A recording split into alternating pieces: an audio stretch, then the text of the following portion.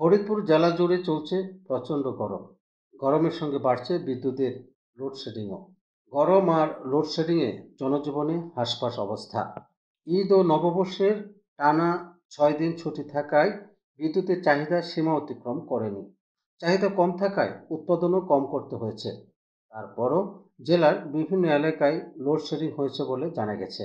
গরম বাড়তে থাকায় এবং চলতি সপ্তাহে জেলার বিভিন্ন এলাকায় অবস্থিত কলকারখানা ও অফিস আদালত খোলার কারণে বিদ্যুতের চাহিদা বেড়েছে। আজ মঙ্গলবার ফরিদপুরে ৩৯°C তাপমাত্রা রেকর্ড করা হয়েছে।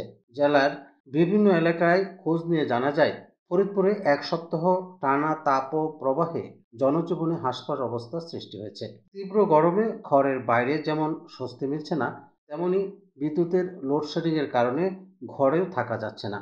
এতে দুর্ভোগে পড়েছেন খেটে খাওয়া মানুষ। অসুস্থ হয়ে পড়ছে শিশু ও বৃদ্ধরা। বোয়ালমারীর ভ্যান চালক শাহাদত বলেন, প্রচণ্ড গরম, প্রয়োজন ছাড়া কেউ বাহির হচ্ছে না। এর মাঝে লোডশেডিং, সবকিছু অতিষ্ঠ হয়ে উঠছে। তাই বাধ্য হয়ে গাছের তলায় বসে আছি।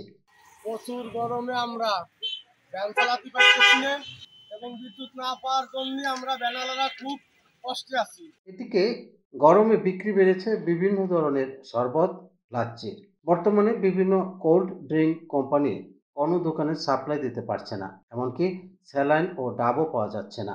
প্রচণ্ড তাপমাত্রার কারণে জীবনগ্রাহী নাভিশ্বাস, অত্যাধিক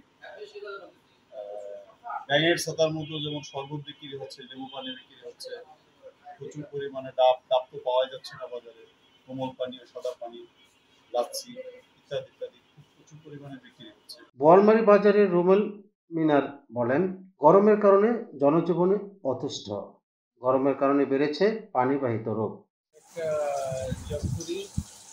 গরমে ভয়াবহ গরমে জনজীবন অতিষ্ঠ। আমরা বাসা থেকে বের হতে পারছি না। এখন তাপমাত্রা চলতেছে 39°।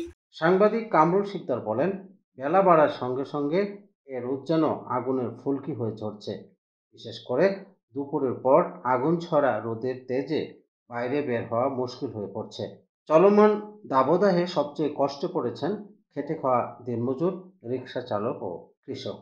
তীব্র রোদে মাঠে টিকতে পারছেন না কৃষক ও দিনমজুররা।